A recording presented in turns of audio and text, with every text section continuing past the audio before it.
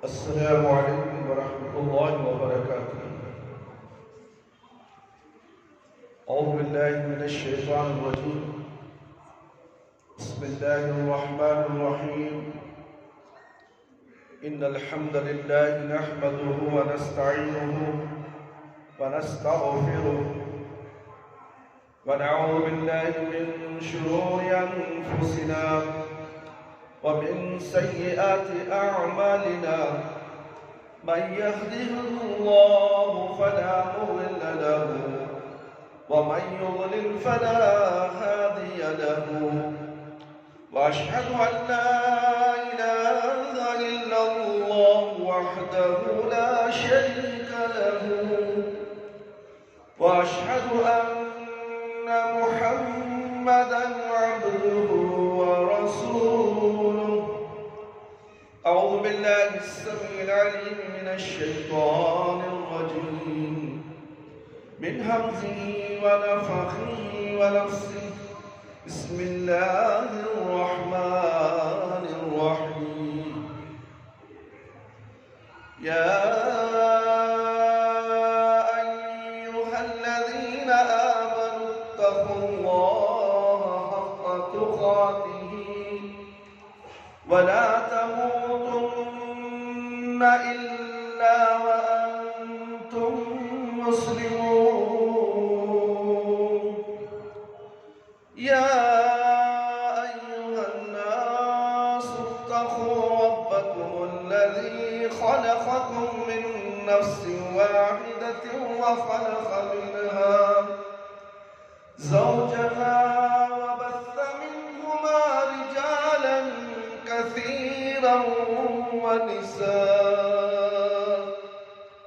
واتقوا الله الذي تساءلون به والأرحام إن الله كان عليكم رقيبا. يا أيها الذين آمنوا اتقوا الله وقولوا قولا سديدا يصلح لكم أعمالكم ويغفر لكم ذنوبكم ومن يطع الله ورسوله فقد فاز فوزا عظيما. أما بعد فإن خير الحديث كتاب الله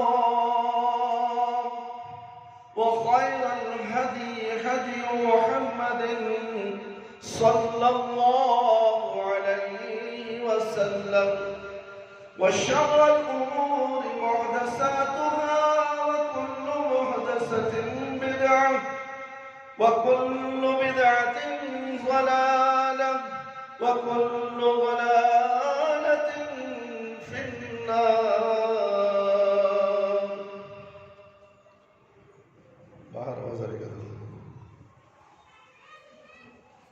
मोहतरम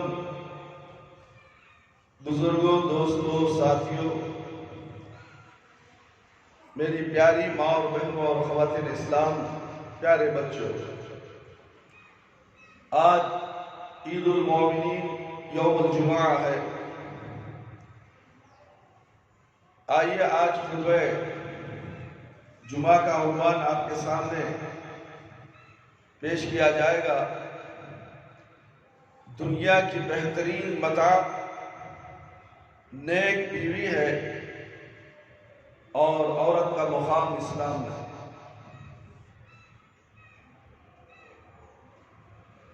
तिर्मिज़ी सुनन की रिवायत है, उम्मे सलमा रज़ी अल्लाहु अन्हा बयान करती हैं कि रसूलुल्लाह सल्लल्लाहु अलैहि वसल्लम ने फरमाया, जिस औरत ने इस हाल में वफात पाई कि उसका शौहर उससे राजी था, वो जन्नत में दाखिल हो जाएगी। अल्लाहु अकबर, अल्लाहु अकबर। एक और हदीस में क़ीला लिर्रसूल सल्लल्लाहु अलैहि वसल्लम अय्युन निसाई खैर, क़ाल अल्लती तस्महु इज़ा नज़रा व ततीअहु इज़ा अमरा व ला तख़ालिफुहु फ़ी नफ़्सिहा व मालिहा बिमा यकरह। निसाई अबू अब्दुर्रहमान अहमद बिन शुएब अल-सुनन सफ़ा नंबर 440 पर 7, हदीस नंबर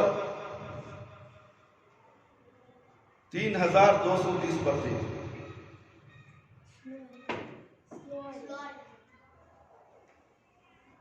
हदीस नंबर आपके सामने पेश किया गया है। उम्मीद है आप बगौर समाज फरमाए। खुतबा जुमे की बड़ी अहमियत आई है।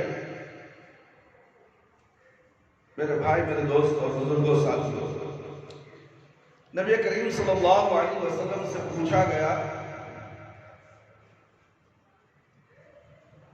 कि बेहतरीन बीवी कौन सी है? बेहतरीन बीवी कौन सी है? फरमाया कि जब तुम उसे देखो तो तुम्हारा जी खुश हो जाए, जब तुम उसे काम का हुक्म दो तो वो फौरन इताअत करे, और जब तुम घर में ना हो तो तुम्हारे पीछे तुम्हारे माल, औलाद और अपने नफ्स की हिफाजत करे, तुम्हारे माल की हिफाजत करे। माल, औलाद भी है, साजो सामान भी है, हर चीज घर का जो है हमारी गैर मौजूदगी में उसकी हिफाजत करना एक नेक बीवी का फर्ज होता है।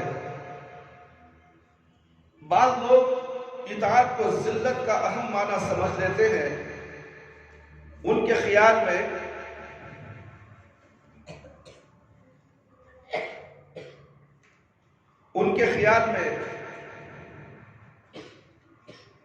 जिसे इताअत का हुक्म दिया गया है उसे गोया घटिया साबित किया गया है।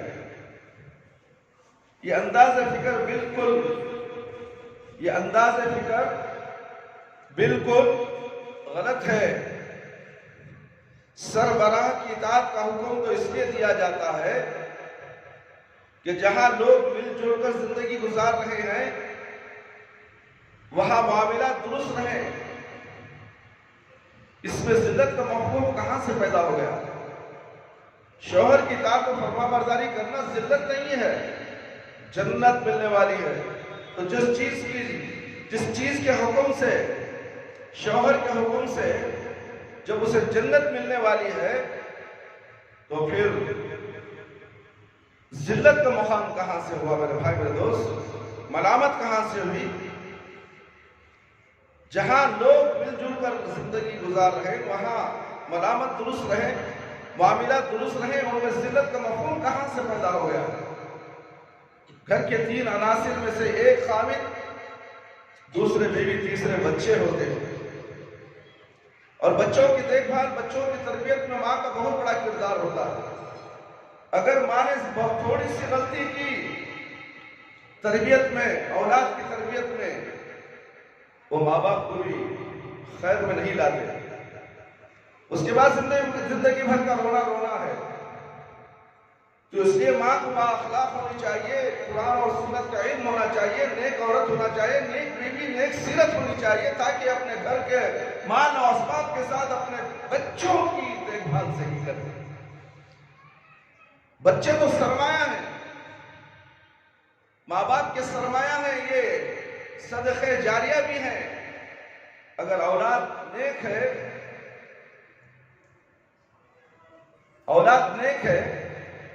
तरबियत उसकी सही हो गई बचपन में, तो मरते तक माँ बाप का घर छोड़कर नहीं जाएगा, यहां तक कि माँ बाप की मौत हो जाए उनके साथ रहेगा। मगर ऐसा नहीं हो रहा। क्यों? तरबियत की कमी की वजह से, अंग्रेजी स्कूलों में दाखिले की वजह से, कुरान और हदीस का इल्म ना देने की वजह से, मस्जिद के मदरसे के मकतब में उसे तालीम ना देने की वजह से, हाँ तुमने तालीम दी है अंग्रेजी तालीम, अंग्रेजी मदरसों में जमाया, क्या तुमने सुबह में फजर की नमाज मकतब मस्जिद के मकतब में तुमने बच्चे को भेजा? क्या मगरिब के बाद बच्चा मस्जिद में आकर कुरान पढ़ने बैठता है, अल्लाह और अल्लाह के रसूल की बात सुनता है, हदीसें याद करता है, उर्दू पढ़ता है ताकि कुरान का तर्जुमा पढ़ सके? क्या ये तालीम माँ बाप दिए अपने बच्चे को? अगर नहीं दिए हैं तो खसारे में रहेंगे। वो भी खसारा इतना बड़ा होगा सोच में नहीं सकते। दुनिया का भी खसारा और आखिरत का भी खसारा। घर के 3 अनासिर में से एक खाविन, दूसरे बीवी और तीसरे बच्चे होते हैं। अब बीवी को तो सिर्फ खाविन की इताअत का हुक्म दिया गया है, बीवी को सिर्फ शौहर की इताअत करना है, मगर बच्चों के लिए लाजिमी ठहराया गया कि वो बाप और माँ दोनों की इताअत करें। माँ की भी इताअत करें, बाप की भी इताअत करें, बाप की भी इताअत करें, माँ की भी इताअत करें। भाई एक की मान तो एक की नहीं मानता, ये नाहिंजत है। इससे दिमाग में शैतान का फतूर है, शैतान सवार हो चुका है। अल्लाह ने दोनों को, माँ और बाप को बनाया है, मिलाया है, निकाह कराया है। एक लड़का लड़की का निकाह होता है, जब औलाद होती है तो माँ और बाप बन जाते हैं। जब औलाद पैदा होती है तो बाप बनता है और माँ बनती है, और बच्चे का फर्ज है कि बाप की भी इताअत करे, माँ की भी इताअत करे। तो शुरू से ऐसी तालीम माँ अपने बच्चे को देनी चाहिए। माँ का गोद दरसगाह बताया गया मेरे भाई, स्कूल कॉलेज यूनिवर्सिटी है उसका गोद। उसके गोद से जो बच्चा तरबियत याफ्ता होगा कभी भटक नहीं सकता, कभी गुमराह नहीं हो सकता। अगर उसकी तरबियत में खामी आ गई, लाड़ प्यार आ गया, मोहब्बत आ गई, तो अल्लाह रब्बुल आलमीन ने तो कहा कि तुम्हारा माल, तुम्हारी औलाद तुम्हारे लिए फितना है, ये फितना साबित हो जाएंगे। तो क्या इससे ये मफहूम लिया जाएगा कि बच्चे घर की जलील तरीन हस्तियां हैं? हालांकि वही घर का सबसे ज्यादा कीमती सरमाया समझे जाते हैं। औलाद सबसे ज्यादा कीमती सरमाया है। अगर इताअत बच्चों के लिए जिल्लत का बास नहीं बनती तो फिर बीवी के खाविन की इताअत करने पर तो जिल्लत का सवाल कहां से पैदा हो जाता है? आखिर वो उसी की इताअत तो करती है, उसी शौहर की इताअत करती है, उस बाप की इताअत करने तुम्हें क्या हो गया है? मां कहती है कि तेरा बाप है, इसकी फरमाबरदारी कर। नहीं, मैं नहीं सुनता। बीवी सुनती है, वो तेरा बाप है, बीवी का शौहर है, शौहर की इताअत हो रही है, और औलाद इताअत करने से पीछे हटती है।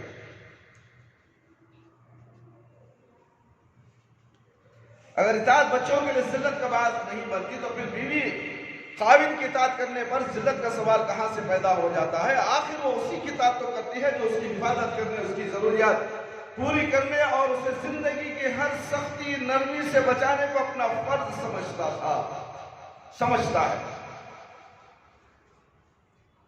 मुस्लिम की रिवायत है, जामे सही अब्दुल्लाह बिन उमर रज़ियल्लाहु अन्हु की एक रिवायत में बयान किया गया है कि रसूलुल्लाह सल्लल्लाहु अलैहि वसल्लम ने फरमाया कि ऐ औरतों की जमात,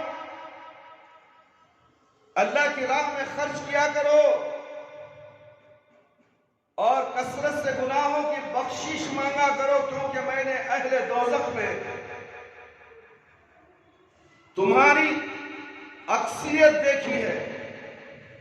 तुम्हारी तादाद ज्यादा देखी है मैंने जहन्नम के अंदर। उस पर उन खवातीन में से एक ने जो जोरदार बात करने वाली थी, निडर थी, अर्ज किया कि या रसूलुल्लाह सल्लल्लाहु अलैहि वसल्लम, अहले दोज़ख में हमारा हिस्सा ज्यादा क्यों है? आप सल्लल्लाहु अलैहि वसल्लम ने फरमाया, इसलिए कि तुम कसरत से लानत करती हो और शौहर की नाशुक्री करती हो। ऐ खवातीन इस्लाम, सुना आपने, सिर्फ शौहर की नाफरमानी करने की वजह से, नाशुक्री करने की वजह से आप अगर आबिदा है, जाहिदा है, तिलावत करने वाली है, पंज वक्त नमाजी है, तहज्जुद गुजार भी है, अगर शौहर की नाशुक्री नाफरमानी की वजह से आपको जहन्नम में झोंक दिया जाएगा, आपके अमल को देखा नहीं जाएगा, एक अमल, एक नाफरमानी तुम्हें जहन्नम में पहुंचा सकती है। इसी मजमून में एक हदीस बुखारी में है, अब्दुल्लाह बिन अब्बास रज़ी अल्लाहु अन्हु बयान करते हैं कि रसूलुल्लाह सल्लल्लाहु अलैहि वसल्लम ने फरमाया, मुझे दोज़ख दिखाई गई तो मैंने देखा उसमें रहने वालों में अक्सर औरतों की है। वजह यह है कि वो कुफ्र करती है,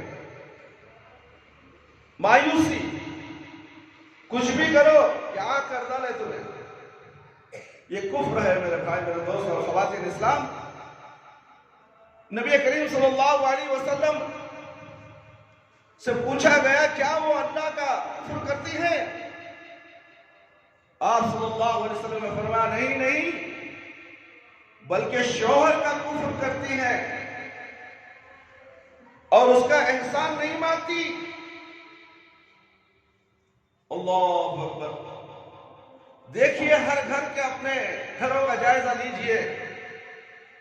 क्या हमारी माँ और बहनें और ख़वातीन इस्लाम ऐसा तो नहीं है कि जो प्यारे नबी सल्लल्लाहु अलैहि वसल्लम बता रहे हैं कि वो औरत अपने शौहर की नाशुक्री करती है, ये कुफ्र में शुमार है, ऐसा कुफ्र है तो अभी से तौबा इस्तिग़फ़ार कर लीजिए, वरना तो तुम्हारी इबादतें, तुम्हारे रियासतें, तुम्हारी हज उम्रा, जिक्र अस्कार तुम्हें फायदा नहीं पहुंचा सकते, इसलिए कि तुमने कुफ्र किया, वो भी किसका? अपने शौहर का।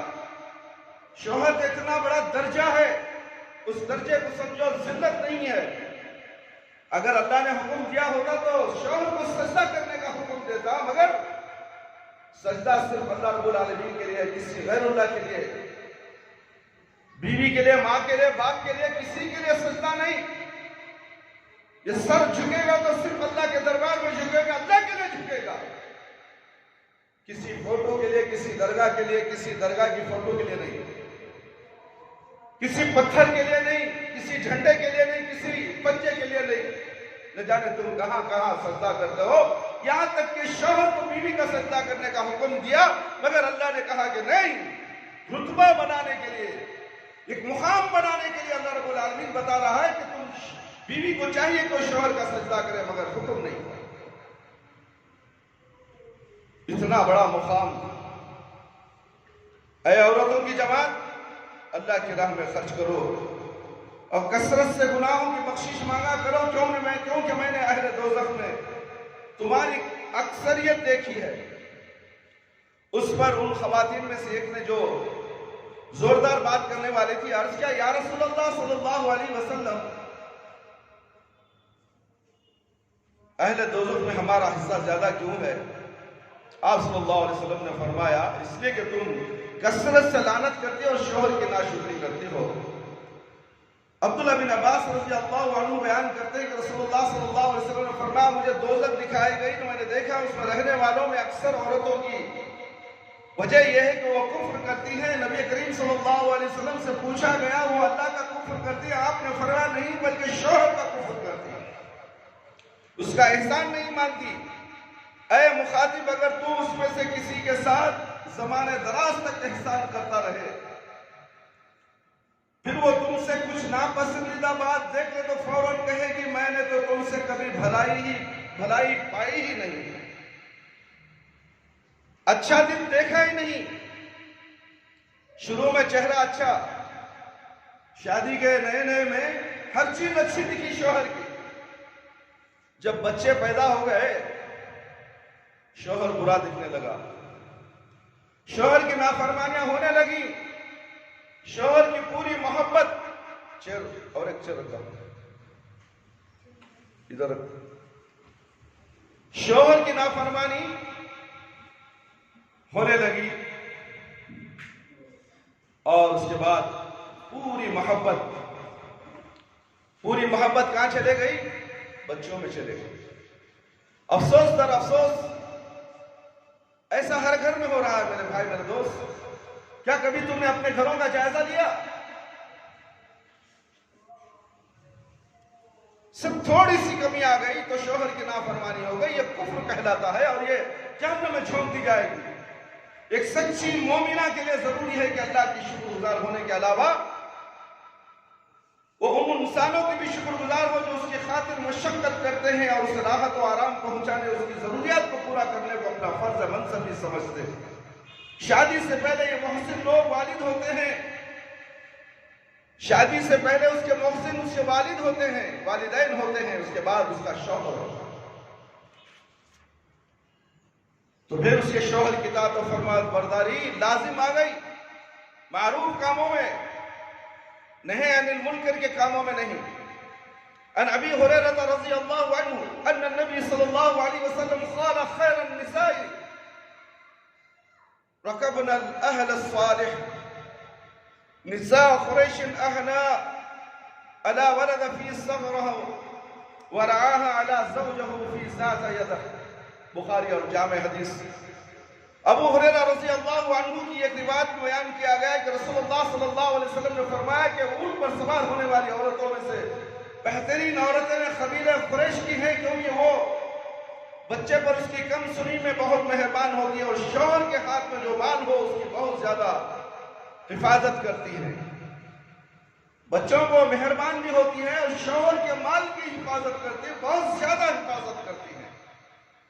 चूंकि मर्द के कंधों पर रोजी कमाने का बाज होता है और घर के अखराजात किफायत शियारी के साथ करती है कि इस महीने में 5,000 हो गए तो कैसे मैं 4,000 में करूं, ताकि बहुत ज्यादा शौहर पर ना पड़े।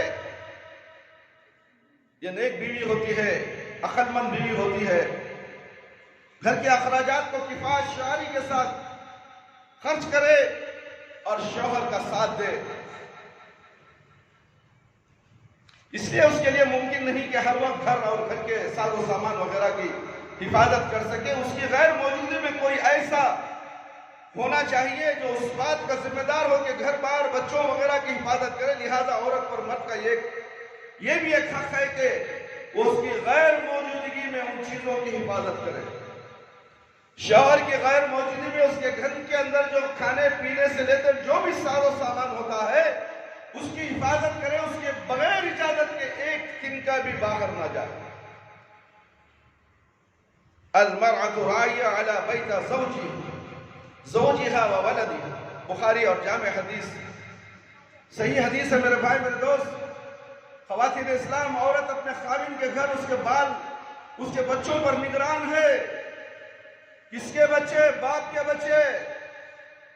इसमें भी झगड़ा होता है, मेरे बच्चे नहीं। यह हदीस बता रही है औरत अपने खाविन के घर और उसके बच्चों पर हदीस पर गौर किया जाए।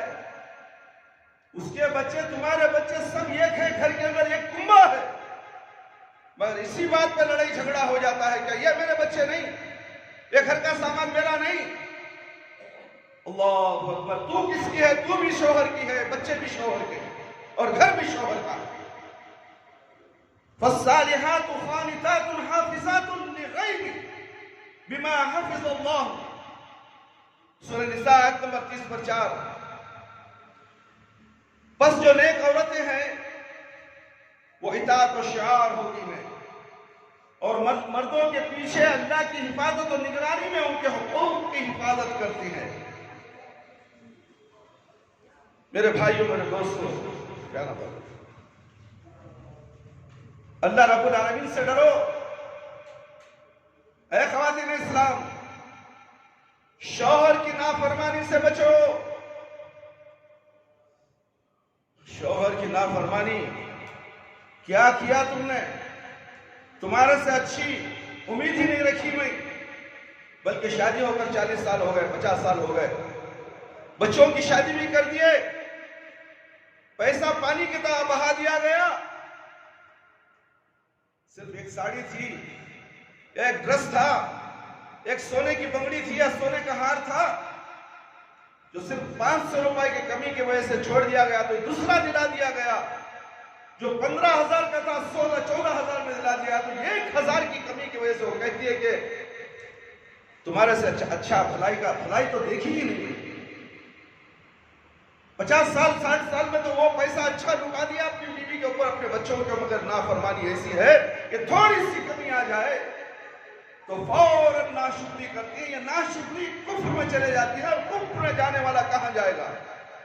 इसलिए अल्लाह के नबी सल्लल्लाहु अलैहि वसल्लम ने कहा कि तुमको ज्यादा मैं जहन्नम में देखता हूं, इसलिए तुम ऐज औरतों की जमात सदका करो, ज्यादा सदका करो और खैरात करो और जहन्नम से बचने की कोशिश करो, इसलिए कि अल्लाह का गजब उससे सदके की वजह से ठंडा हो जाता है। इंसान तबन हसीन और दिलकश चीजों को पसंद करता है, और उसका दिल गैर इरादी तौर पर उसकी तरफ खींचता है। उसकी फितरत में ख्वाहिश वदीद की गई है कि वो अशिया को बेहतर से बेहतर शक्ल में लाए। हुस्न और दिलकशी बहुत हद तक तो कुदरती होती है, मगर किसी हद तक वो बनाओ सिंगार और ज़िबाइश के जरिए पैदा भी की जा सकती है, और अगर उसके लिए गैर शरई तरीके इख्तियार ना किए जाए तो ये एक बिल्कुल जायज अमल है। गैर शरई तरीके क्या है? Video parlour. यहां पर तुम जाती हो, बाल कटवाती हो, बहुएं कटवाती हो, और चेहरे पर न जाने क्या क्या क्रीम, जिसमें गैरुल्लाह, गैर जानवर, जो जानवर हराम किया गया उसकी चर्बी उसमें मुलविस होती है, और तुम अपने चेहरे पर लगाती हो, लिपस्टिक लगाती हो और कहती हो कि ये हलाल है। हजरत नहीं, वो ब्यूटी पार्लर में पूरे हलाल। क्या तुमने देखा बनाते वक्त हलाल है? अगर डब्बे पे लिख दिया गया ये हलाल है, वैसी हराम चीजें भी बिक रही हैं, तो मुश्तबा हो गई, शक के दायरे में आ गई। जो शक के दायरे में आती है उसे छोड़ देने का हुक्म है। ऐ मेरी माँ और बहनों और ख़वातीन इस्लाम, डरो ब्यूटी पार्लर को जाने से।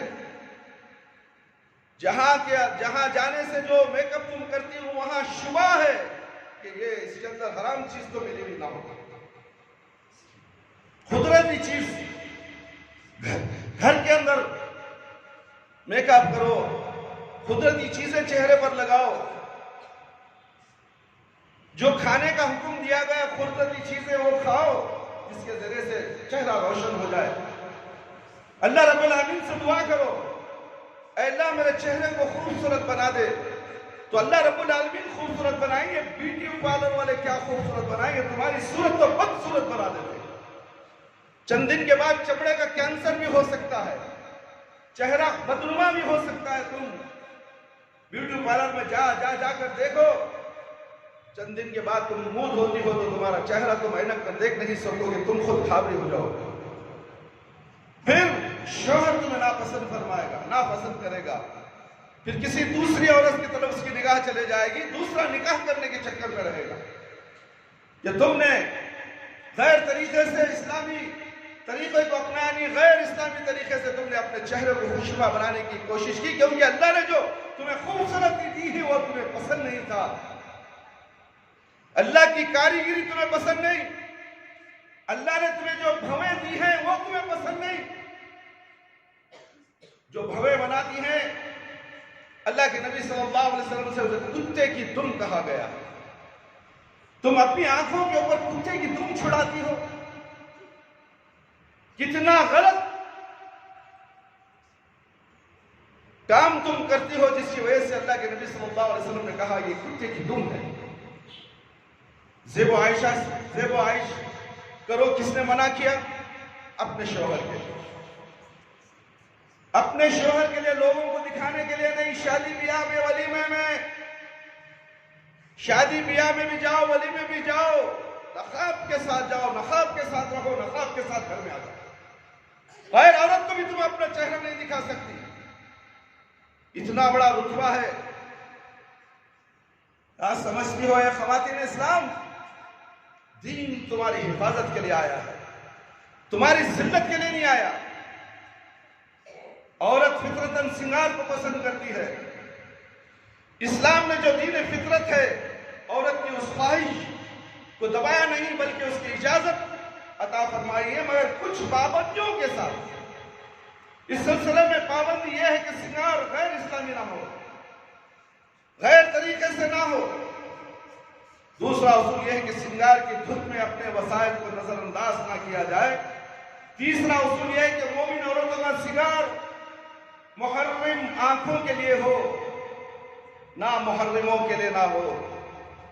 अल्लाहु अकबर। कुरान मजीद में अल्लाह रब्बुल आलमीन फरमाते हैं, वला तबर्रजना तबर्रुजल जाहिलियतल ऊला, सूरह अहज़ाब आयत नंबर 30 पर 3। और साबिक दौर जाहिलियत की तरह सज धज ना दिखाती फिरो वलीमे में, शादियों में दिखाने मान जाती थी।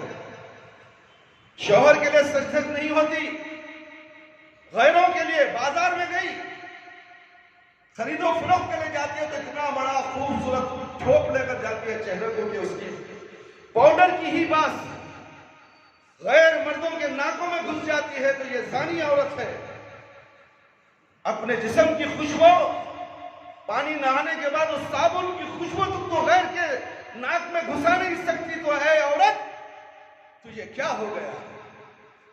तू बाजार को जाती है तो बन ठन कर, लिपस्टिक लगाकर, मेकअप करके, इतर छिड़क के, परफ्यूम्स मारकर तेरी खुशबू लोगों में फैलाती हुई जाती है। जितने मर्द तेरी खुशबू सुनेंगे सबके लिए तेरा हराम हो गया निकलना, और जानी जानी जानी कहा गया।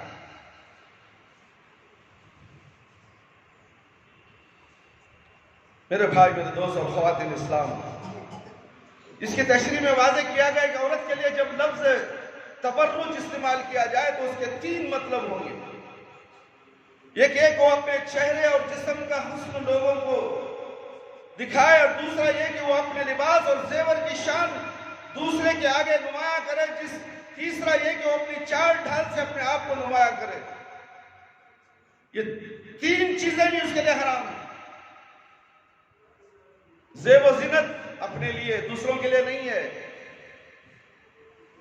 जेवर, लिबास और जेवर दूसरों के लिए नहीं, अपने लिए, अपने घर के अंदर, अपने माँ बाप के लिए, अपने शौहर के लिए, और अपनी चाल ढाल से अपने को नुमाया करे, लोगों के लिए दिखाने के लिए नहीं। अल्लाह ताला जिस तर्ज अमल से औरतों को रोकना चाहता है वो उनका अपने हुस्न की नुमाइश करते हुए घरों से बाहर निकलना, उनको हिदायत फरमाता है कि अपने घरों में टिक कर रहो, अपने घरों में टिक कर रहो। तुम्हारी खरीदो फरोख्त तुम्हारा शौहर करेगा, जो वो दे वो ले लो, जो वो दे उसे पसंद करो। हमारे शौहर को तो लेना ही नहीं आता। मैं गई तो दो, कैसा लाती हूं? हाँ, तेरे हुस्न की वजह से वो दुकानदार भी आशिक हो जाएगा और कहेगा कि ले को जाऊंगा, मैं दूसरे को 2000 में दूंगा, 1500 में दूंगा। और ये भी कहती है कि मैं देखो कितने कम दाम में लेकर आई, तो अपने हुस्न को बेच कर लेकर आई। अल्लाह, इसीलिए कहा गया कि तुम घर में टिकी रहो। बाजार नहीं जा सकती औरत, खरीद नहीं सकती, वहां खुली चोट। मस्जिद में आई तो फितना। अल्लाह अल्लाह, ये कैसे मुसलमान? औरत मस्जिद में आए तो फितना, बाजार में जाए फितना नहीं। ये कैसी जमात है जो अल्लाह के नबी सल्लल्लाहु अलैहि वसल्लम के कानून को अपने पैरों तले रौंदती है? ये जमात जो अल्लाह के नबी की तौहीन करने वाली, इनकार करने वाली जमात कभी जन्नत में नहीं जाएगी, याद रखो। अगर इसी हालत में वो मौत हो जाए, इसी नबी के सुन्नतों का इनकार, नबी की शरीयत का इनकार, नबी के अहादीस का इनकार करते करते करते करते एक दिन मौत का पंजा उसे आकर दबोचेगा। थोड़ी सी मोहलत दो, मैं शरीयत के मुताबिक अमल करके आ जाऊंगा। नहीं, एक लम्हा ना इधर ना उधर। चलो, अब तुम्हारा वक्त हो चुका है, हमारे साथ चलो। जब क्या होगा मेरे भाई मेरे दोस्त, कौन सी जमात काम आएगी, कौन सा फिरका काम आएगा, कौन सा मजहब काम आएगा? जो अल्लाह और अल्लाह के रसूल सल्लल्लाहु अलैहि वसल्लम की इताअत करने वाले हैं वो कामयाब होंगे, दुनिया में भी और मरने के बाद भी। इसीलिए कहा गया कि औरतों को घर में टिकी रहो।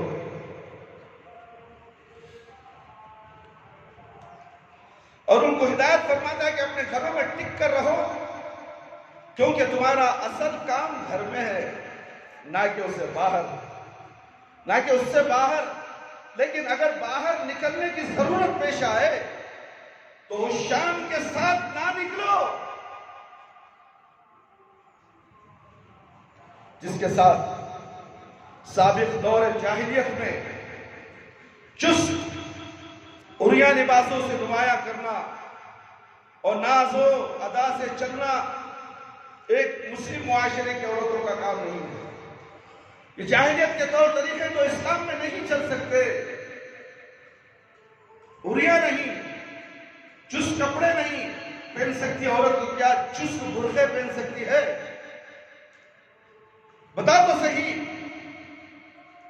शिवाजी नगर में चले जाओ, धकाने वाले बुर्के, पूरा जिस्म का आंसू नुमाया हो जाएगा। और ये बेचने वाले कौन? पंज वक्त नमाजी, चेहरे पे दाढ़ियां, सफेद टोपी, सफेद झुम्मे, सफेद छनाया, अजान हुई फौरन मस्जिद, फिर बाहर आके बुर्का बेचता, लियो भाई तुम्हारे पास अच्छा फिट बैठता, देखो क्या बोला रे तू, फिट बैठता, अल्लाह भी तुझे जहन्नम में फिट करेगा। तो औरतों को नंगी कर रहा है, बुर्का पहनने के बावजूद भी औरत नंगी है, उसका पूरा जिस्म नजर आता है, चलती है, फिरती है। लोगों को अपने हुस्न की अदाएं, बस में हो या सवारी में हो या चलते जाओ, उनके हुस्न की अदाएं, उनके जिस्म के पूरा डेढ़ डोल सब नजर आ जाता है। तो ये क्या इस्लाम इजाजत देता है? क्या हमारे शौहर, बीवियों के शौहर और माँ बाप, भाइयां जो बहन होती हैं, उनकी बहन भाई, क्या इसे पसंद करेगा? तो गैरत आनी चाहिए। इस्लाम क्या सिखाता है? औरत की हिफाजत। औरत के माने छुपी हुई चीज है, औरत को छुपा हुआ रहना चाहिए, मगर औरत नजारे की, नुमाइश की नजर हो रही है। ख्वातीन इस्लाम बुरा ना जाने कि हजरत मिंबर रसूल पर क्या क्या बोल रही। क्या बोलूं? आज मुआशरे की खराबियां जो कैंसर की तरह तुम्हारे जिस्मों के अंदर लगी है, तुम्हारे घरों के अंदर घुस चुकी है, उनकी निशानदेही करा रहा हूं मैं। कोई तुम्हें गालियां नहीं दे रहा, तुम्हारे खिलाफ बकरा नहीं, मैं कोई तुम्हारे खिलाफ गिबत नहीं कर रहा हूं। मैं तुम्हारी इस्लाह की नीयत से बता रहा हूं। मैं घरों में बैठी हुई मेरी प्यारी माँ और बहनों, मस्जिद तक तुम नहीं आ सकती। ये आवाज तुम घरों के अंदर घुस रही है। सुन लो, सुन लो, सुन लो, ये प्यारे नबी सल्लल्लाहु अलैहि वसल्लम की बातें हैं। किसी आयरे गैरे नत्थू खैरे मुल्ला मौलवी मुफ्ती की बात नहीं। कायनात के इमाम प्यारे नबी सल्लल्लाहु अलैहि वसल्लम का फरमान आपके सामने पढ़ के सुना रहा हूं। इससे इनकार करोगी, इससे इनकार करोगे तो जहन्नम रसीद हो जाओगे। शौहर के एहसास और शूर की निगहदाश्त रखे, यानी घर के अंदर शौहर का किसी ऐसी चीज से साबिका ना पड़ने दे जो उसको नापसंद हो। कोई भी चीज नापसंद ना होने पाए शौहर को। यह बड़ी जिम्मेदारी है बीवी के ऊपर। छाछ को भी फूंक फूंक कर पिए, इसलिए कि जन्नत उसके लिए मिलने वाली है। छाछ को भी फूंक फूंक कर पिए, इसलिए कि अगर उसमें थोड़ी सी भी गलती हो जाए तो जहन्नम में छोड़ दी जाएगी। शौहर की फरमाबरदारी में उसे जन्नत और जहन्नम के दरमियान खड़ा कर दिया गया, चाहे तो जहन्नम में जाए चाहे तो वो जन्नत में जाए। औरत का मामला, बीवी का मामला बड़ा नाजुक मामला है मेरे भाई। काश के समझ जाती औरतें, घर को जन्नत बनाने की फिक्र करती और अपने बच्चों की तालीम और तरबियत में फिक्र करती, बच्चे को अल्लाह अल्लाह सिखाती, बिस्मिल्लाह सिखाती, खाला खाला रसूलुल्लाह सल्लल्लाहु अलैहि वसल्लम सिखाती। किसने मना किया कॉन्वेंट स्कूलों में मत जमाओ, अंग्रेजी स्कूल में मत जमाओ, मगर फजर की नमाज मस्जिद के मकतब में पढ़ाओ। नाना नानी दादा दादी बाजा बाजी करे नहीं, वो बाजी को तो कुरान पढ़ना ही नहीं आता, वो आपा को कुरान पढ़ना नहीं आता, तुम्हारे बच्चे को क्या खाक पढ़ाई। मदरसा कायम किया गया है मस्जिदों के अंदर, तो सही तालीम दी जाती है। अल्लाह के नबी सल्लल्लाहु अलैहि वसल्लम ने कहा कि मस्जिद को मरकज बनाओ, बच्चों का गहवारा बनाओ।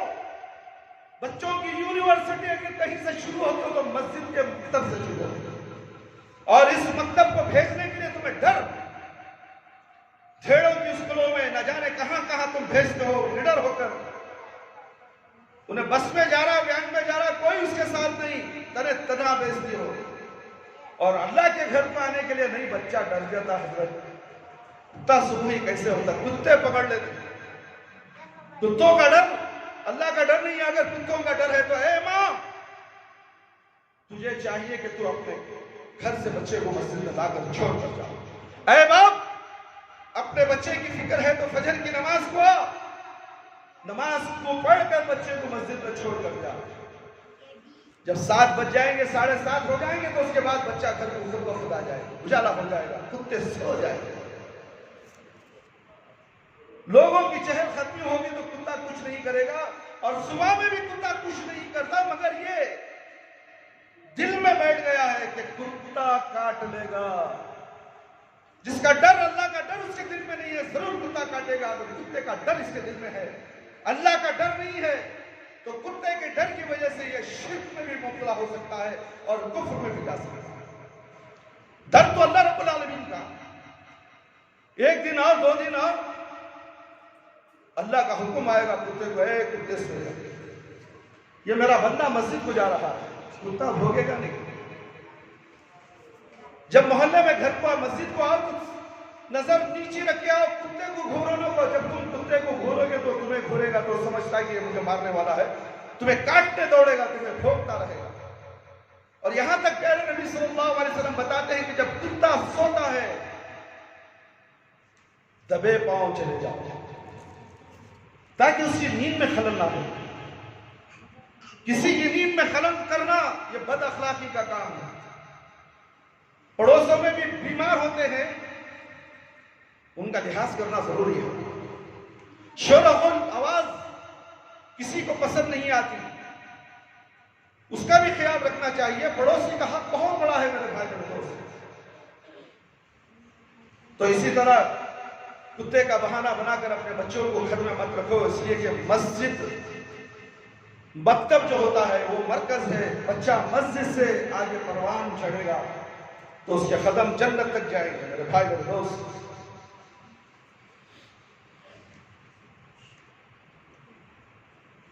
शोहर के एहसास और शऊर की निगहदाश्त रखे, यानी घर के अंदर शोहर का किसी ऐसी चीज से साबिखाना पढ़ने दे जो उसको नापसंद हो। आदमी घर से बाहर काम काज में मसरूफ रहता तो बहुत नाखुशगवार चीजें उसके सामने आती हैं।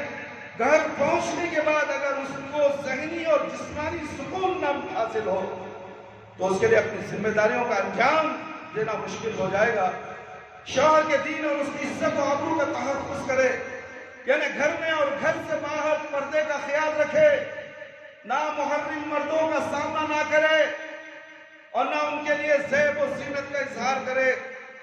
शौहर की इजाजत के बगैर घर से बाहर ना निकले, ना घर में किसी को दाखिल होने की इजाजत भी दे। अगर किसी को उसका शौहर किसी को रिश्तेदार को पसंद नहीं करता है तो धड़ाम से वो घर में आ जाए, नहीं मेरा शौहर तुमसे नाराज है इसलिए कि मेरे शौहर की इजाजत के बगैर तुम घर में नहीं आ सकते। शौहर के बैठने की जगह बिठाने की इजाजत भी नहीं है। हदीस मौजूद है मेरे भाई मेरे दोस्त, उम्मे हबीबा उम्महातुल मोमिनीन अपने बाप को नबी सल्लल्लाहु अलैहि वसल्लम के बिस्तर पे बैठने से मना कर दिया, इसलिए कि तुम मुशरिक हो। है कोई बोलने वाला ऐसा? हमें मुशरिक, हम ना मुशरिक बोल रही, तलवारें निकल जाएंगी, गर्दन उड़ जाएगी। वो उम्मे हबीबा उम्महातुल मोमिनीन क्या निडर से कहा अपने बाप को कि तुम मेरे शौहर के बिस्तर पर नहीं बैठ सकती, इसलिए कि तुम मुशरिक हो। बिस्तरा लपेट दिया गया, नबी सल्लल्लाहु अलैहि वसल्लम का बिस्तरा लपेट दिया गया मेरे भाई मेरे दोस्त, और तुम कहां कहां जाकर बैठ जाते हो, कौन से प्रोग्राम में तुम हाजिरी देते हो, जरा अपने गिरेबा में मुंह झांक कर तो देख लो जरा। क्या ये खुसूसियात उम्महातुल मोमिनीन की थी आप में है? क्या आपका जिगर वैसा है? क्या आप अल्लाह से डरते हैं? प्यारे नबी सल्लल्लाहु अलैहि वसल्लम की तालीमात पर क्या अमल पैरा है? तो फिर नहीं है तो किस काम के मुसलमान? चलते फिरते बोलते मुसलमान तो बहुत है मेरे भाई मेरे दोस्त, अमल करने वाले मुसलमान थोड़े हैं। ज्यादती पर मत जाओ, ज्यादतियों का अमल गलत है। क्या वो अमल तुम इख्तियार कर लोगे? छत्ते के छत्ते क़यामत के दिन जहन्नम में झोंक दिए जाएंगे। ग्रुप का ग्रुप, चाहे 2 लाख हो, करोड़ हो, नाम तौहीद इस्लाम के मर मिटने वाले ये मुसलमान, अखबारों में तुमने पढ़ा होगा, मगर काम पूरे इस्लाम के खिलाफ।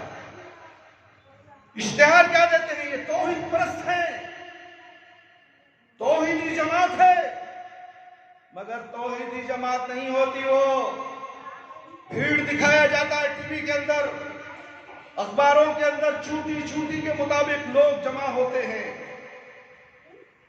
जिसका अमल कुरान और सुन्नत के खिलाफ है। चाहे वो सोने से लिखी हुई तहरीरें क्यों ना हो, वो जहन्नम में छोड़ दी जाएगी मेरे भाई मेरे दोस्त। जाती मुआशरती जिंदगी में शौहर की रजामंदी और पसंद का ख्याल रखें। शौहर की जब तक रजामंदी ना हो, पसंद ना हो, कदम नहीं, आगे ना बढ़ो। ऐ ख़वातीन इस्लाम, मैं ये प्यारी बातें नबी सल्लल्लाहु अलैहि वसल्लम की तालीमात से आपको समझा रहा हूं। मेरे बाप के घर से कोई बात नहीं समझाने वाला मेरे भाई मेरे दोस्त। अगर मुझे कोसती है तो कोसो, तुम्हारी नेकियां मेरे ऊपर ट्रांसफर हो जाएंगी और मेरे गुनाह तुम्हारे सर आ जाएंगे। मैं तुम्हारी इस्लाह के लिए बता रहा हूं।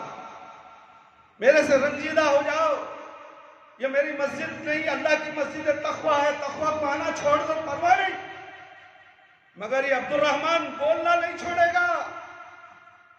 तुम मुझे कत्ल कर दो, मेरे से दोस्ती तोड़ लो, मेरे से बात करो ना, तो कोई फर्क नहीं पड़ता मुझे। जो अल्लाह का दुश्मन मेरा दुश्मन, जो अल्लाह का दोस्त मेरा दोस्त। ये अब्दुल रहमान का अकीदा है, ये हर इमाम का अकीदा होना चाहिए, हर खतीब का अकीदा होना चाहिए, हर मिंबर रसूल पर बोलने वाले का अकीदा होना चाहिए, ताकि लोग सुधर जाए, लोग जन्नत में जाने वाले बन जाए। यह मुल्ला मौलवी पेट पालू मुल्ला गड्डियों को देखकर हक को छुपाता है। हमने बहुत से उलमा को देखा है मेरे भाई, ऐसा नहीं, ऐसे अंदाजे नहीं बोलते, हक को छुपा देते हैं। सदर साहब नाराज हो जाएंगे, सेक्रेटरी नाराज हो जाएगा, मेरी तनख्वाह कम हो जाएगी, आइंदा जुमा दूसरा खतीब आ जाएगा। भाड़ में गया ऐसा, भाड़ में गया ऐसा सदर और सेक्रेटरी, उसके तनख्वाह की हमें जरूरत नहीं। अगर तुम सेक्रेटरी तनख्वाह देता है या सदर तनख्वाह देता है, ये तुम्हारा अकीदा है, तुमने शिर्क किया, अल्लाह को रोजी देने वाला नहीं समझा। रोजी रसा तो रब्बुल आलमीन है, तुम हक बोलो, रोजी मिलेगी तुम्हें। झूठ बोलकर तुम लोगों को धोखा दे सकते हो।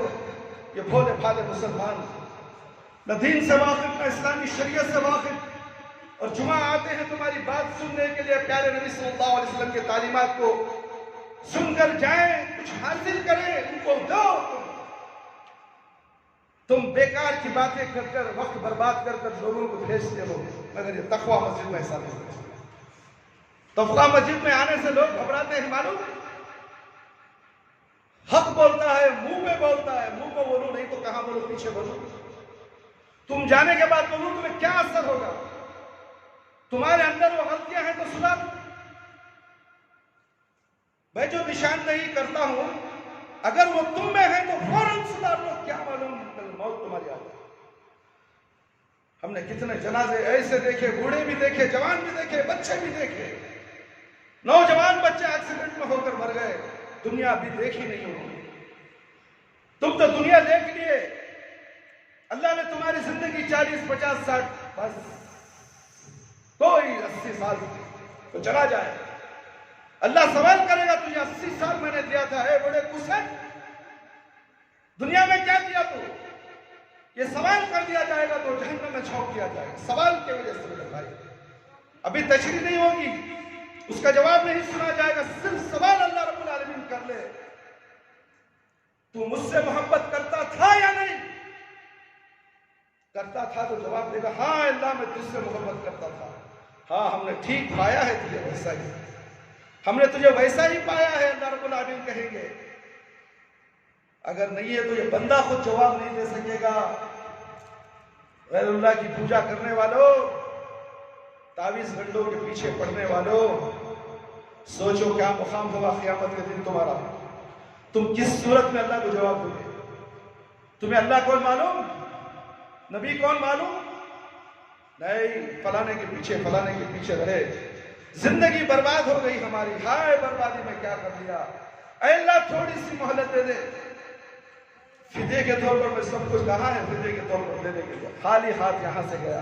तेरा माल, तेरी दौलत, तेरी बिल्डिंगें, तेरी कारें, तू अडानी बन गया, अंबानी बन गया, न जाने क्या क्या बन गया दुनिया के अंदर।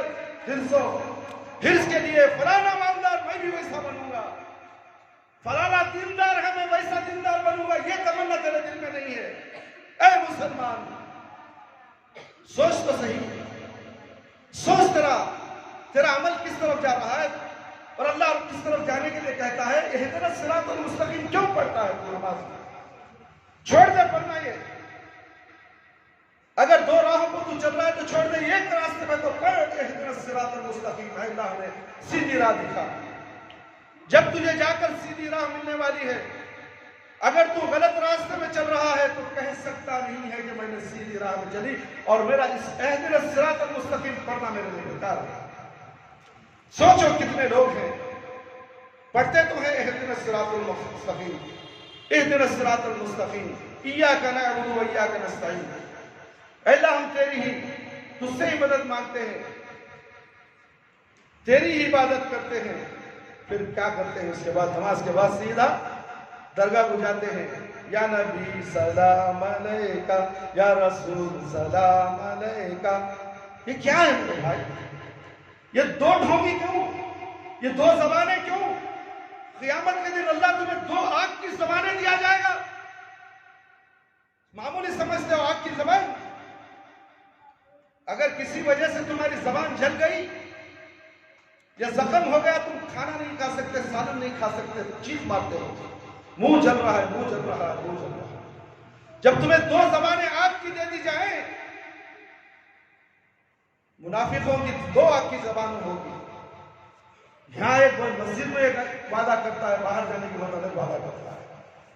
ये मुनाफिक कहा गया है, बचो उससे।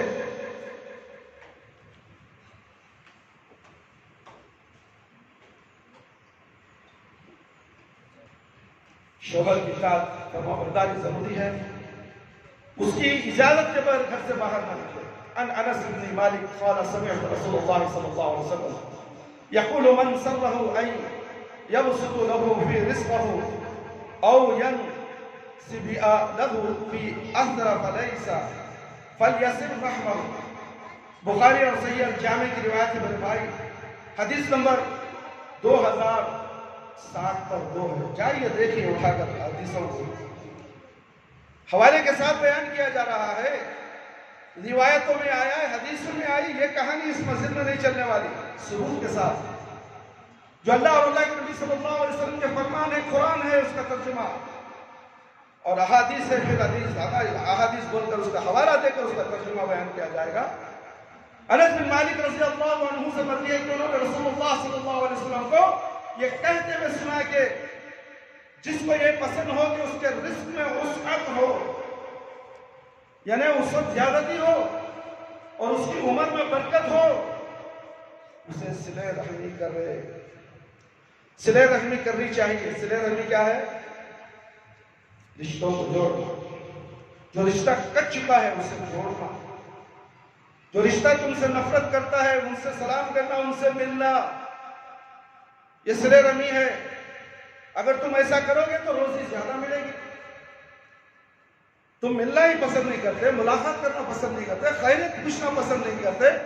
एक जमाना ऐसा था, सिटी मार्केट से लोग शिवाजी नगर को आते, डबल डकर बस में बैठो, कई को मिलने जाना है रिश्तेदारों से। आज हाथ में दज्जाल आ गया, वो भी करने मुश्किल, अब बिजी, मोबाइल भी बिजी हो गया। कब फोन करो busy busy busy busy busy, phone में भी मुलाकात नहीं, फोन में भी कोई खैरियत नहीं पूछता। जितना बेगैरत मुसलमान। ये सिले रहमी कहां हुई? तुम फोन के जरिए से खैरियत नहीं पूछते तो सिले रहमी का मिलना है जाकर, मगर मिल नहीं सकते। ये दौर ऐसा आ गया है, ये फितने का दौर, दज्जाल का दौर,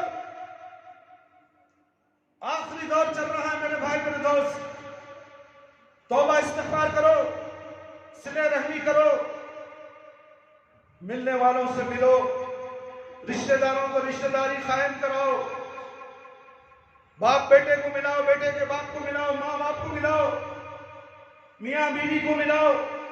इन तमाम के दरमियान शैतान हायल हो जाता है और शैतान टुकड़े टुकड़े कर देता है फैमिली को, घर को। ये शैतान की कारस्तानी है। और अच्छे घरों में देखो शैतान घुस जाता है ताकि उसे जहन्नम में पहुंचाओ। मेरे भाई मेरे दोस्त, सोचने का मुकाम है, बातें बहुत हैं। शौहर के साथ गुस्सा या बुलंद आवाज से बात ना करे।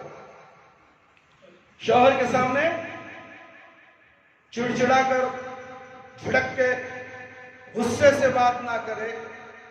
अपने हुस्न जमाल और खानदान और कबीले की इज्जत और रसूख का तज़किरा फख्रिया अंदाज से ना करे। मेरे बाबा ऐसे थे, मेरा भाई ऐसा था, मेरी बहन वैसी थी, शौहर के सामने ना करे।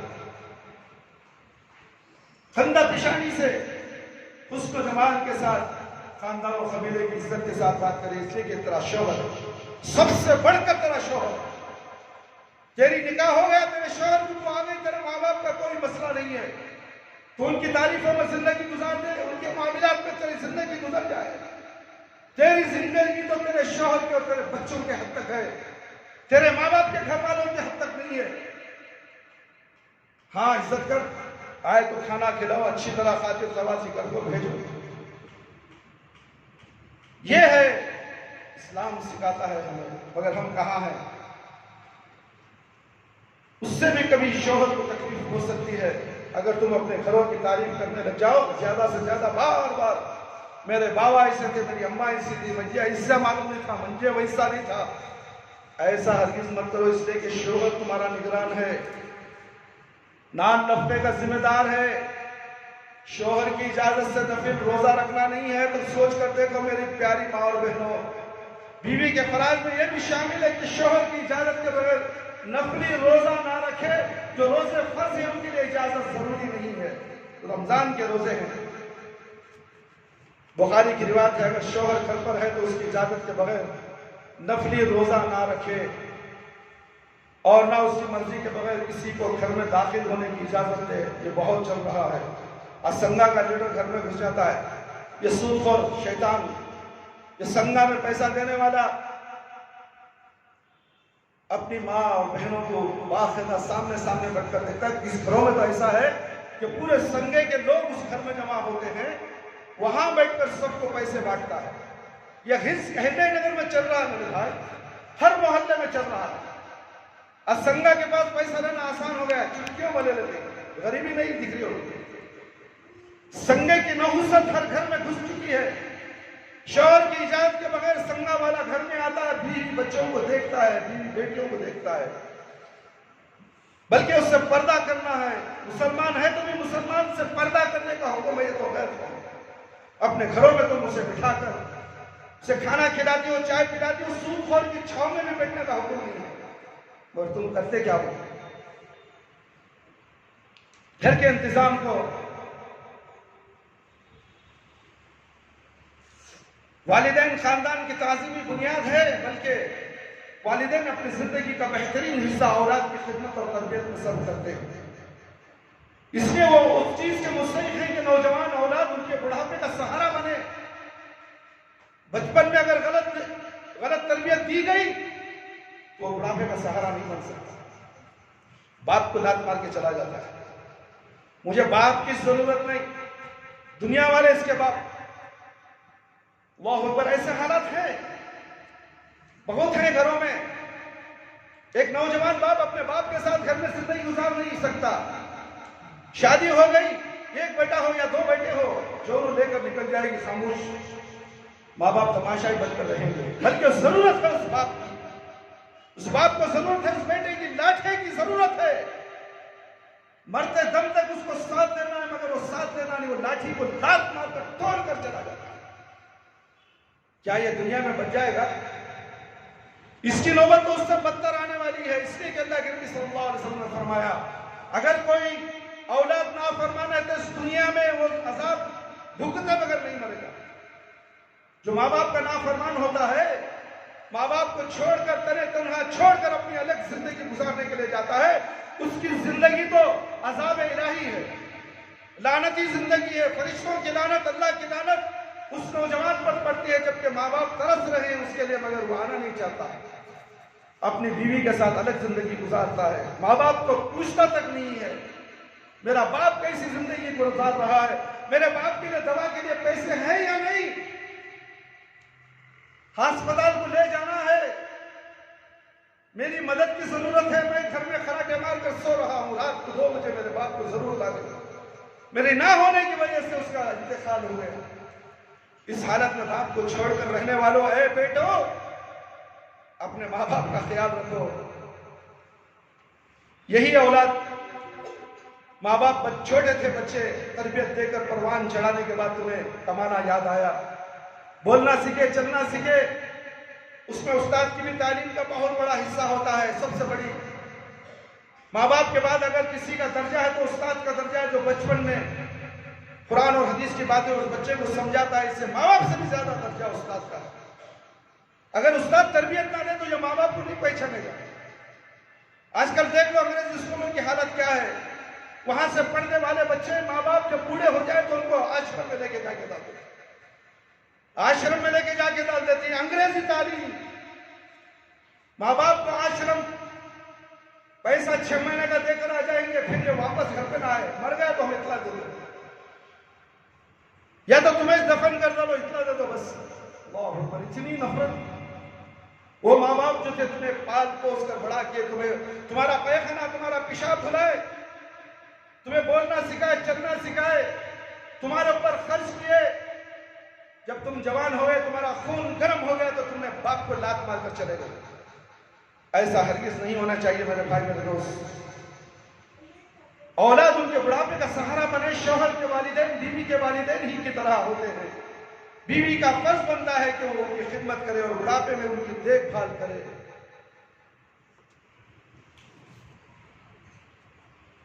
घर के इंतजाम को पूरी तरह संभाले, सफाई सुथराई का ख्याल रखे और जरूरी कामों को खुश दिली के साथ, खुश उसलूबी से अंजाम दे, चिड़पड़ में नहीं। घर का काम किसका? अपने घर का काम, मेरे शौहर का घर, मैं इस बाप को साफ रखूंगी। शौहर सुबह में गया, शाम में आएगा, घर को देखे तो उसका दिल बाग बाग हो जाए, और बीवी को भी देखे तो बाग बाग हो जाए, मन सवर कर बैठे, मैले कपड़े, बाल बिखरे हुए, किचन का पूरा मैल सब जिस्म को लगा हुआ है, शौहर आ रहा है, मुंह फैला देगा। नहीं, ऐसे औरत नहीं रह सकती घर के अंदर। ये शौहर की फर्माबरदार औरत नहीं है। अपने आप को सवारे सिर्फ शौहर के लिए, गैरों के लिए नहीं। अभी आपकी तालीमात सुनी है, बीवी का फर्ज बनता है कि उसकी खिदमत करे, घर के इंतजाम को पूरी तरह संभाले और साफ सुथराई का ख्याल रखे और जरूरी कामों को खुशउस्लूबी से अंजाम दे। शौहर के माल और मता का पूरा तहफ्फुज करे। माल और मता, घर की नेक बीवी घर का माल और मता है, और उसका माल और मता घर का साजो सामान और बच्चे हैं, उसकी हिफाजत करे। कहां कर रहे हैं हिफाजत? नजर दौड़ाओ घरों का, जायजा लो घरों का, जायजा लो अपने गिरेबां का, झांक कर देखो अपने गिरेबां में मुंह डालकर देखो कहां तक तुम इन तमाम बातों पर अमल करने वाले हो। कहां है हमारे वो घर, जन्नती घर जो एक जमाने में हुआ करते थे, जिसके अंदर से कुरान की तिलावत होती थी। हमारे बुजुर्ग साथी बैठे हुए हैं, मालूम है इनको उनका बचपना कैसे गुजरा। पूछ कर देखो उनसे, घरों में से कुरान की तिलावत की आवाज आज घरों से नंगे नाचने वाली औरतों की गाने की घुंघरों की छनछनाहट आवाज आती है। कानों में मोबाइल घुसेड़ कर नौजवान लड़कियां गाने सुनती हैं। गाने इनके कानों में शीश पिघला कर डाली जाएगी। क्या वो जमाने के हमारे घर हैं, वो जमाने के हमारे बच्चे आ जाए? इसीलिए कहा गया है कि दौर दज्जाल के फितने में है। यह क़यामत की निशानियों में से निशानी तुम्हारे आंखों के सामने आ चुकी है और तुम्हें इसे नजरअंदाज कर कर मासूम बच्चे गाने सुनते तो बच्चा है, कल सुधर जाएगा, भाड़ में सुधरेगा कल ये, तुम्हें घर से निकाल देगा। हमने बहुत से घर देखे, बाप ने कहा ये गाने मत सुन, जे तुम्हारे रूम में तक बैठा कर लाख डाले अंदर से। हमने सुना, किसी बात पे हमें बताया भी है इसी बात कि बच्चा अब ऐसा, बच्चे को पहले क्यों तरबियत नहीं दी तुमने? बच्चे को पहले तरबियत क्यों छिनाई नहीं उसके हाथ से मोबाइल? और तुम खुद मोबाइल देते हो। जब मोबाइल का नशा उसे चढ़ता है तो तुम कहते हो कि ये तरबियत याफ्ता नहीं है। तुमने तरबियत याफ्ता नहीं बनाया, तुमने उसके हाथ में मोबाइल थमा दिया 40,000 का, 20,000 का, और बच्चे को खाना खिलाते हो तो कार्टून दिखाकर खिलाते हो। सूरह फातिहा पढ़कर नहीं, कुरान की आयतें सुनाकर नहीं। जब वो कुरान की आयतें सुनते हो, बच्चा या बच्ची खाएगी तो अल्लाह ताला उसके रूह में सुकून पहुंचाएगा, रूह में ताकत और तंदुरुस्ती आएगी। ट्विंकल ट्विंकल लिटिल स्टार, देखो ये बच्चा सीखता है ट्विंकल ट्विंकल स्टार। उसके बाद ना जाने क्या क्या उसके अंदर कलिमात होते हैं, वो दिखाएंगे, सामने रखेगा मोबाइल, उसके मुंह में निवाला ठोसते जाओ। क्या वो हिसाब से एहसास हो रहा है कि उसकी ग़िज़ा उसके पेट में जा रही है? वो तो कार्टून में मशगूल है। और बच्चा बीमार, डॉक्टरों के हवाले। क्यों? ये माँ है जो उसे टीवी की नजर कर रही है। कितनी आलिमा औरत थी, ये देखा मैंने। बच्चा जब पैदा हुआ तो आलिमा औरत, इसी मदरसे से तालीम याफ्ता औरत थी। शिकायत आई हमें, बच्चे को गोद में रखकर टीवी दिखाते हुए खाना खिला रही। शौहर आता है बाहर से, कहती है कि थोड़ा सब्र करो, ये सीरियल हो जाने दो, उसके बाद खाना दो, उसके बाद पानी दो, उसके बाद चाय दो। ये आलिमा औरत थी या जाहिला औरत थी? इल्म फैला दिया, कब इल्म तुम्हें नुकसान पहुंचा दे? अल्लाह रब्बुल आलमीन से डर दो। तुम इल्म याफ्ता हो नहीं, शैतान कभी भी तुम्हें बहका सकता है। तुम मुत्तकी हो, परहेजगार हो, तक़वा परहेजगार हो, तुम अल्लाह रब्बुल आलमीन से डरते रहो, अल्लाह की पनाह में रहो, इस्तिग़फ़ार करते रहो, अल्लाह तुम्हें हिफाजत करेगा। अगर तुम घमंड के तौर पर कहोगे कि मैं तक़वा में हूं, परहेजगार हूं, तो शैतान तुम्हारी ये अनानियत को कब्जा कर लेगा और तुम्हें उस तक़वे से हटा देगा। लोग कहेंगे पहले कैसा था, कैसा हो गया। ये तुम्हारी अनानियत की वजह से। तकब्बुर नहीं, नामो नमूद नहीं, शोहरत की जरूरत नहीं, किसी को दिखाने के लिए अमल मत करो। अल्लाह रब्बुल आलमीन को राज़ी करने के लिए अमल करो, वो अमल काबिल कबूल, वरना तो तुम्हारे अमल पूरे बेकार हो जाएंगे। अल्लाह रब्बुल आलमीन से दुआ है। मेरे भाई मेरे दोस्त, एक बात बोलकर बात खत्म कर दूंगा। शौहर के वालिदैन और भाई बहनों के साथ एहतराम और नरमी का बर्ताव करो और जायज़ कामों में उनका कहा माने। इस्लाम ने आम लोगों के साथ नरमिया और मुरव्वत के बर्ताव की ताकीद फरमाई है। जो लोग शौहर के करीबी अजीज हैं उनके साथ मुनासिब बर्ताव और ज़्यादा ज़रूरी है, इसलिए सिले रहने का खास ख्याल रखें। और जितनी भी बातें हम आपके सामने पेश की हैं, वो इंशाल्लाह यूट्यूब के जरिए आपके तक पहुंच जाएंगी। हमारे यूट्यूब का चैनल है तालीमात तक़वा, इसे सब्सक्राइब कीजिए, बेल की घंटी को दबाइए और ताकि ये बर वक्त आप तक पहुंच जाए और जो लोग देर से आए हैं वो इस बयान को सुनकर मुस्तफीद हों और खुद मुस्तफीद होने के बाद दूसरों को पहुंचाएं, दूसरों तक पहुंचाएं। ये सदक़े जारिया है मेरे भाई। नेट कम नहीं हो रहा, ये फिक्र मत करो। दुनिया के कामों के लिए तुम्हारा नेट इस्तेमाल हो रहा है, तुम्हें फिक्र नहीं, वो तो जहन्नम में जाएगा। और ये दीनी नेट जो है, बयानात है, उसको शेयर करो, उसको नोट करो और दूसरों तक पहुंचाओ। ये तुम्हारा दावत और तबलीग का काम है। तुम घर घर जा नहीं सकते तो इस मोबाइल के जरिए से, उंगलियों के जरिए से, उंगलियों के इशारे में नेकी हासिल करो। वक्त बहुत करीब है, मौत तुम्हारे सर पर खड़ी है। कब किस हाल में तुम्हारी मौत हो जाए, कौन से हादसे में तुम मर जाओ, कौन से एक्सीडेंट में तुम मर जाओ, मौत किसी को छोड़ दो। क्या उसकी तैयारी, आखिरत की तैयारी तुमने की? उसका जायजा आपको लेना है। हर जुमा के दिन आपके लिए इस्लाह की बातें यहाँ पर होती हैं। ज्यादा से ज्यादा लोग जमा होने की कोशिश करें, अपने दोस्त अहबाब को लेकर आए, बात सुनाएं, अच्छी बातें सुनाएं। मन घड़त कहानियां, किस्से सुनने उस मसाजिद को मत जाए जहां पर अल्लाह की बात, अल्लाह के नबी की बात होती है। उस मस्जिद को ज्यादा से ज्यादा लोग जमा होकर सुनने की कोशिश करें ताकि ये तुम्हारे लिए मैदान हशर में जन्नत का सबब बन जाए, जन्नत को जाने का रास्ता बन जाए। नेक अमल करो यहाँ तक कि तुम्हें मौत आ जाए। अल्लाह रब्बुल आलमीन से दुआ है कि अल्लाह ताला हम सबको कुरान और हदीस पर मुकम्मल पाबंदी के साथ अमल करने की अल्लाह तौफीक अता फरमाए। और जितनी भी बातें हम कुरान और हदीस के आपके सामने पेश की हैं, उम्मीद करता हूँ कि आप सुनकर उस पर अमल करें और कहने वालों को भी उस पर अमल करने की अल्लाह तौफीक अता फरमाए। अल्लाह ताला हमें 5 वक्त नमाज पढ़ा दे, वक्त पर नमाज पढ़ने वाला बना दे। हमारी नमाजों में खुशू और हुजूर अता फरमा और नमाज में वो प्यारे नबी सल्लल्लाहु अलैहि वसल्लम की सुन्नत के मुताबिक नमाज पढ़ने वाला बना दे। ऐ अल्लाह हमारी नमाजों को कबूल फरमा, हमारी जायज़ दुआओं को कबूल फरमा। ऐ अल्लाह जो लोग परेशान हाल उनकी परेशानियों को दूर फरमा दे। ऐ अल्लाह जो लोग रोजी रोटी के लिए परेशान हैं, अल्लाह तेरे खजाने से हलाल रोज़ी अता फरमा, हराम रोज़ी से बचा ले मेरे परवरदिगार। हमारे वालिदैन, हमारे रिश्तेदार लोग इस दुनिया से चले गए, दोस्त अहबाब इस दुनिया से चले गए, मासूम बच्चे चले गए, नौजवान बच्चे चले गए। ऐ अल्लाह अगर वो काबिल रहम, काबिल मग़फ़िरत हैं तो अल्लाह उनकी मग़फ़िरत फरमा दे। ऐ अल्लाह हम में से जो लोग बीमार हैं, हॉस्पिटलों में ज़ेरे इलाज हैं, घरों में ज़ेरे इलाज हैं, कैंसर की मूसी बीमारी में मुब्तला हैं, ऐ अल्लाह उन लोगों के लिए भी मग़फ़िरत का ज़रिया बना दे और शिफाए कुल्ली शिफाए आजिला अता फरमा। ऐ अल्लाह ख़बर के अज़ाब से बचा ले मेरे परवरदिगार, ख़बर के सवालात बिल्कुल आसान फरमा दे, ख़बर की तारीकी को रोशनी में बदल दे, मैदान हशर में रुसवाई से बचा ले। ऐ अल्लाह हमें मौत दे तो ईमान की हालत में मौत दे। जब हमारी रूह हमारे जिस्म से निकले तो अल्लाह हमारी ज़बान पर कलमा ला इलाहा इल्लल्लाह मुहम्मदुर रसूलुल्लाह जारी रहे। रब्बना आतिना फिद दुनिया हसनतन व फिल आखिरति हसनतन व क़िना अज़ाबन नार।